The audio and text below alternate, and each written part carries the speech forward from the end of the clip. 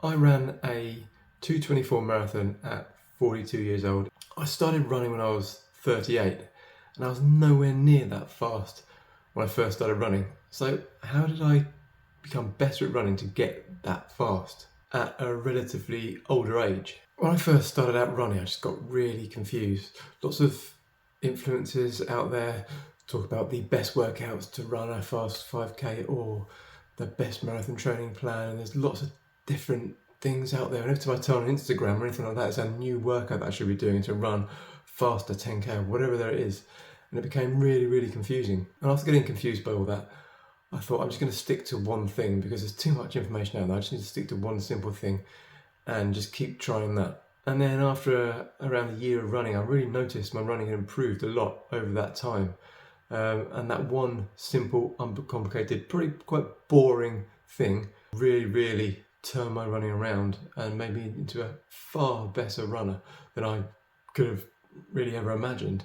Now, and there is a disclaimer here. These things I'm talking about are things that I've tried, I've tested on myself, and they work for me.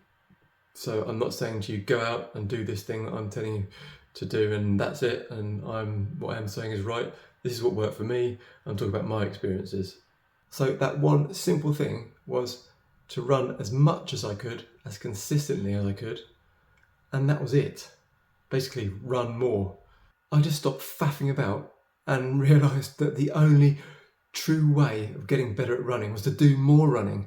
And I know that 99% of people out there, you guys who are watching this video, can improve by doing the same thing. I know it sounds simple, I know it sounds obvious, and maybe a lot of you are looking for that quick win or that quick workout or whatever, but honestly, for me, this was the only way I got faster, and I continue to use that now. I increased my mileage to a level that felt challenging, but also comfortable, and I gradually did that over time. And sometimes when I felt like I'd maxed out on running, I'd add in a session of maybe a indoor spin bike or something different, or even just get out there and move, keep moving and not just sitting still all the time, just being active. For me, it was actually really simple. I had to ask myself, how much do I actually want to become a better runner? And am I willing to put in the time to achieve that? Because now I have a path to get there. If I do this, I get this result, and it's as simple as that. Run more, become a better runner. Simple. And I had to become comfortable with delayed gratification, because I knew that putting in the time and the effort for running now will get me the results in the future, because this does take time. You don't start running more, increasing your mileage, and suddenly you start getting better. It does take time to see the results. And I had to become comfortable with that, knowing that I'm going to do the work now, and it's going to take me some time to see the results. But when you do start seeing the results, then it becomes motivating, and then you start wanting to run more, and you want to keep getting better and better and keep getting better results. And so it's like a circle of motivation, basically. A lot of the advice I see out there is focused on people who are trying to get quick wins and people who want to get quick wins, when the honest truth is it takes time to get faster, it takes time to become a better runner, and it takes work and a bit of effort. Depends if you call it work. I enjoy running. If you enjoy running, then it's great. Just if you enjoy putting in the mileage, then you will get better by just running. Most people who I speak to who want to get better at running need to run more, and that's it. It's not about optimizing what they're currently doing, so they're not going to get as good results from that as they will from just running more often, running more consistently, running more mileage.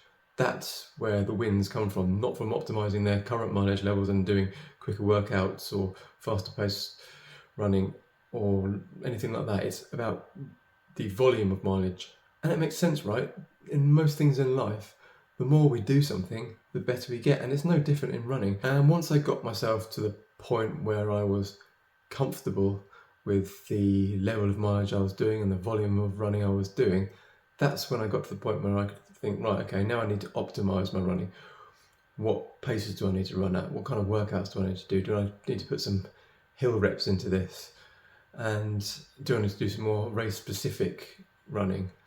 And from there, I could sort of fine tune my running. But first I had to get my level of running up to a point where I was running a lot of mileage, often and consistently. And that's where I saw the biggest changes in my running, the biggest improvements.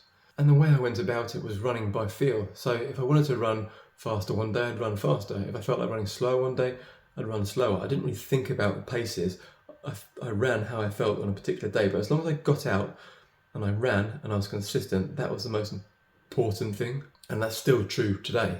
I didn't put myself into a box or a rigid plan or anything like that, because the way I feel changes day to day. I'm not always feeling great. Some days I feel more tired, so that on that day I'd run an easier, slower pace run, or sometimes I felt good, I'd run faster. Sometimes I felt like adding in some sprints just to vary it up, and I did, but I didn't put myself into a box and have to run in a certain way. And by running in that way, by running by feel, I've been able to stay consistent over time, because I've listened to how my body feels, and if I don't feel like running, I won't run, or if I do feel like running faster, I will, and it's given me less injuries, and it's allowed me just to keep showing up day after day, week after week, month after month, and from there, that's how I get better. And the best part is, it's easy, it's simple. You don't have to think too much. Just show up and run. And if you've got a busy life, if you've got a stressful life, it's great, because there's no thinking about, oh, am I running the right pace today? Should I be running faster? No, show up and run. Just take a look at my Strava account. You see so much consistent running, nothing fancy, hardly any fancy workouts. Yeah, maybe before a big marathon, a big race, I'll start doing something a bit different and really running at race pace and different paces and trying things out and optimizing my running. But most of the time it's just consistent running. And that's true when I've come back. I recently had a chest infection, and after that, when I started running again, I just went out and ran. I kept on running. I was consistent, and my fitness has come back so quickly, partly because I've been consistent for so long, over so much time, so I've got that base of fitness there, but also because I've just gone out and run and built up my base fitness gradually, and haven't tried anything over the top, going too fast or anything like that. I've just gradually built up my fitness again over the last few weeks, and it just works. By running more, you become faster. I'm not going to sit here and talk about the science behind all of this, because I don't want to make it too confusing. Yes, I could tell you about mitochondria and fat burning and fat oxidation and all those different things that you might, the scientific side of why this works. But let's just talk about the fact that it does work. Running more works, makes you a better runner, makes you faster. Simple. No confusion. It's uncomplicated.